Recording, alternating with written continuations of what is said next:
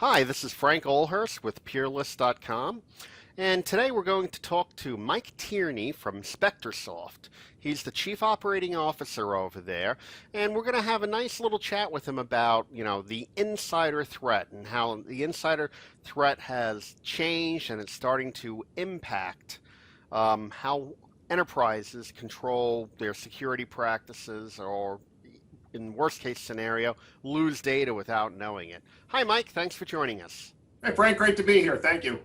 Great. I'm glad you were able to join us. And I just wanted to kind of check with you, what is going on with these insider threats? Why are they kind of on a growth path?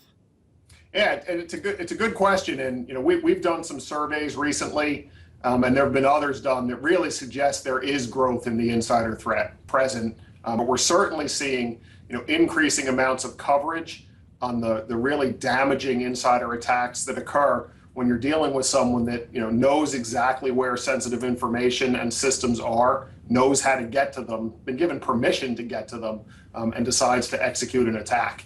So whether we're seeing a true increase, as the surveys suggest, or we're simply seeing an acknowledged insider threat is alive. Typical users and all that you might have this kind of double agent out there that's looking to steal information.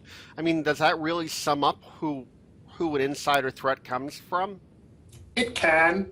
There's different types of insider threat archetypes, if you will. People are motivated by different reasons. So you can have a very classic disgruntled employee archetype.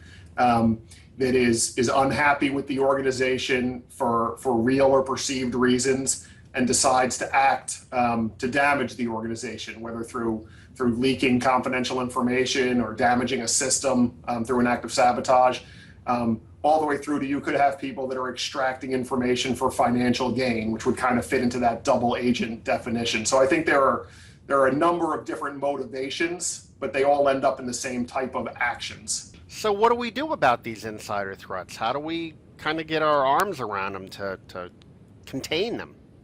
Yeah, and I think a question like that hits right at the challenge the insider threat presents.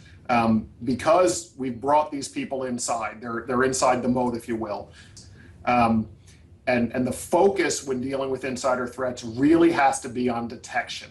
Of detecting insider threats as they occur, or even warning signs that they're about to occur, then we can get ahead of the problem and have an appropriate response that can dramatically mitigate the damage.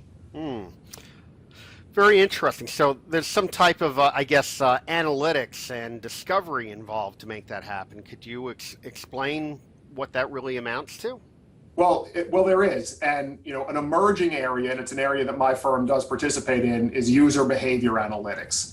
And what that entails is really focusing on normal patterns of human behavior within the organization, because after all, insiders are people, and understanding what normal looks like exhibit. And once you've established that, you can then detect for anomalies from that. An attacker, no matter how sophisticated they are, is going to cause a deviation from normal behavior. So I guess it all comes down to that, humans are creatures of habit, and we kind of look for these non-habit type activities, and that's what you're looking to analyze. Yeah, you can really simplify it that way. A really easy to understand use case for this is, a huge amount of the IP theft that does occurs when somebody's getting ready to leave an organization. We're on top of this category, if you will. Okay, sounds like some excellent advice, and I want to thank you for joining us today. We're about out of time, and if anyone wants to look into more information on UBA, User Behavior Analytics, please visit the blogs over at Peerlyst.